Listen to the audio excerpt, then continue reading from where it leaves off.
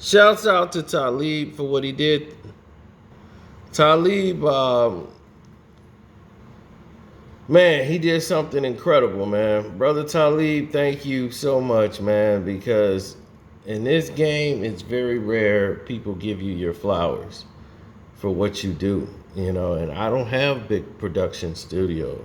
I don't have the big $1 million microphone. I don't have 5 different camera angles like the majority of these people do when they start. I just focused on the word and making sure what I was saying was accurate. And I wasn't doing it just for hitting views. I just wanted to do it to express the story over. And because I expressed the story so well, people assume that like I'm saying it like I was there. So it makes it very interesting when I hear other people tell me the story when they listen to it. It's funny. But I try to give you the energy I get when I hear it. So thank you, Brother Talib, for even mentioning my name. I appreciate that. And don't forget to follow his page. He's got the People's Party with Talib Coel. So this is what he said for those who didn't hear it. Side that I was watching this video by this dude named Carcino. Now I gotta shout out Carcino because I don't know who Carcino is. Right. But he's on YouTube and he tells these rap stories as if he was there. Right. And one story he was telling was the story of Tupac's relationship with Kid and Play. And he told 2 stories, but the first one was the funny one to me because he told a story about how Tupac, on this tour that y'all were on, thought that Kid and Play was the most fun thing that he's ever seen in his life. He loved hanging out with Kid and Play, and that y'all had to go to after parties, right, to sort of perform after. Please tell me this story. Well, typically a lot of times, if Brother Talib and what he did was amazing, and I wanted to thank them and give them their flowers, for doing it. Like I said, there's so many people that use my work and take credit for it and act like it was them. I've seen people make the truth behind, try to title it like mine. It's been so many people who have just went the route of theft. In other words, rather than give people their proper shining who actually put the work in to get it done. I don't see the problem in doing that. I'm just like, man, these people were stupid. Nothing. I just keep it moving, but it's just to see the nature of people in general, it's sad to see that happen to a lot of artists I've seen or entertainers on YouTube I've seen completely plagiarized to the end. They taken their hard work and somebody else then stole it or took their idea and went further than they did with it. And they didn't even get a chance to blow. And somebody took their idea, just ripped it up from them and went on with it. But I was very happy to see someone give me my, flowers again.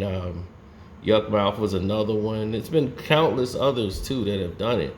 And I appreciate those people for being real. So I wanted to thank him for that. Like, thank you. Like, I really appreciate that. I wasn't expecting it. I definitely, I was like, man, word. So I watched the whole interview, man. I was all hooked like a kid watching. And everybody keeps, every day, man, somebody else send me the link and go, so, Cino, they said your name. And I'm seeing how excited they are about it, man. So thank you guys again, man, for doing that because y'all didn't have to do it. And that was the thing about it. Like, I didn't have to write some article big upping Talib to do it and all this stuff. It wasn't the case at all. Kwame Brown, like, he right away agreed with a majority of the things I was saying on my videos. Because I agreed with his position about Stephen A. Because he was right. And I gave him his flowers. I'm like, people need to hear this. Put it out. And he was okay with all of it. Like, man, look, take it and spread it out to the world. I'm good with it. And I made sure people knew, hey, go follow Kwame at Kwame Brown Bus Life. Go follow Talib's channel. Make sure Talib get that shine that he deserved. Because see, this might be his calling for his second chapter in life. Everybody expects somebody to just rap till they pass out. He might be great at something else and might find something else that he discovered he want to do in life. This could be his calling. You never know. So I'm just mad appreciative of that. Period, man. You guys had some questions you wanted me to answer. I'm going to do some of those on the Patreon today because we got something special going on the Patreon. So I want to make sure I do that with them. But I will answer a few questions that I've already gotten. So somebody said, will I make another album versus album? I got a couple of suggestions for you, Carson. If you make another album versus album. The reason why I don't do album versus album, because for some reason, YouTube's algorithm, I guess because they would end up doing versus battles. But when I do album versus album, they would come in and sabotage the hell out of the videos because of the artist's name. And if you put the title of the album versus this album, for some reason the algorithm with me just don't work, and it wouldn't even go out properly. I don't know if they think I'm bootlegging the actual album and the record, and I think they get kind of confused with how the process is, with the way the title is worded. So that's why I'm like, I ain't finna do all this work and they finna just rip it off from me. So that's why I haven't really done too many albums versus album.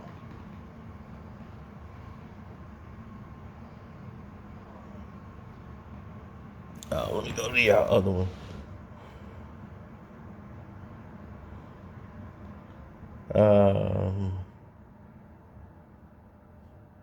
Stephen A. Smith pissed me off with Kyrie Irving. Well, Stephen A. Smith is going to try to stay relevant. He needs somebody to argue it. So without that argument, he wouldn't be able to coexist. He wouldn't be able to move forward. He wouldn't be able to take that leap or that giant step, into getting everybody revved up. He's basically trying to be another Howard Stern. So he needs that controversy. Without it, he's done. Who was better, Method Man or Redman? It depends. Redman is the better rapper. I think if they go MC to MC, Redman is the better rapper.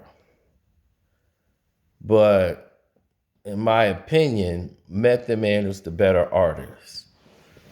I think you can accomplish a lot more with Method Man than you could with Redman.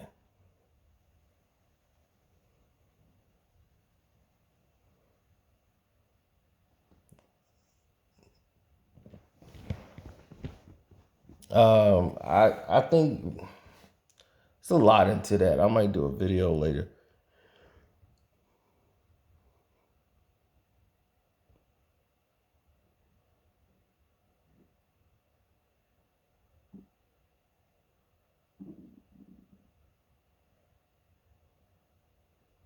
Let me go into your other question. Did you check out Styles P and Havoc's album? Not yet. I heard one song really,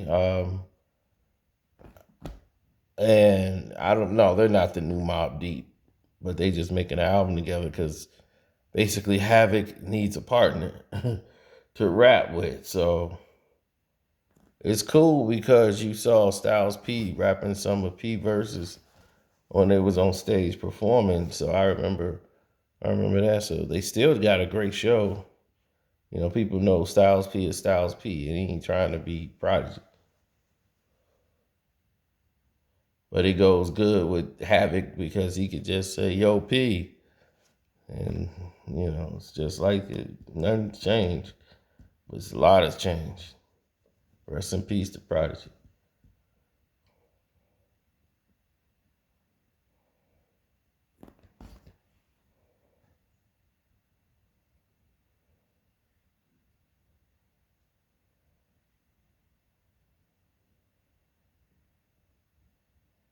Um,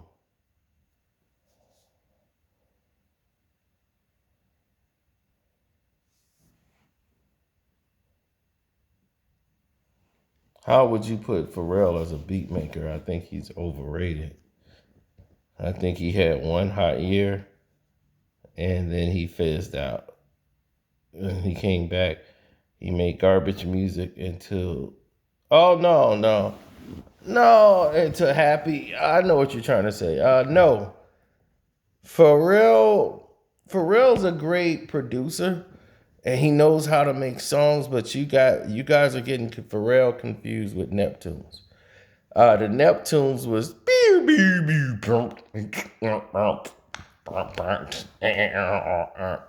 all that stuff that he was doing with the other guy, the Asian guy. You know, that was mostly their style that really blew them up. That was popular at that time.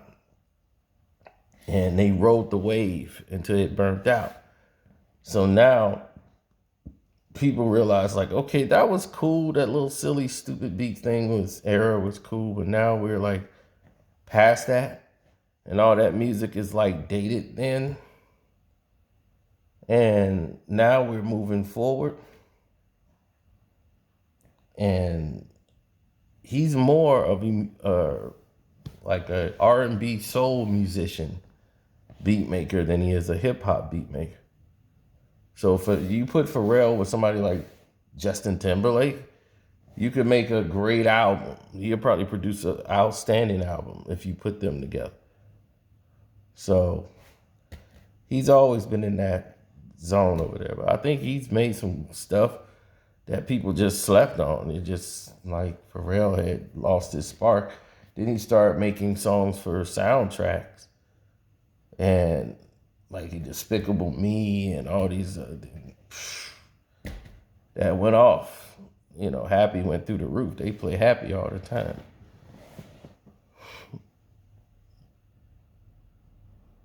But he's got other songs.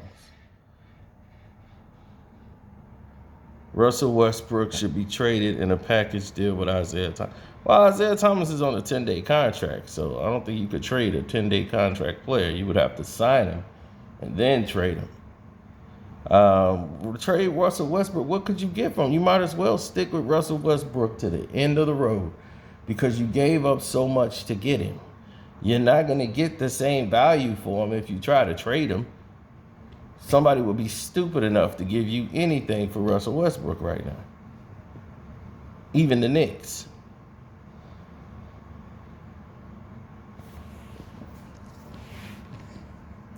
I'll take one more question and we'll get out of here. And I'm going to get on the Patreon and we're going to get that special thing going.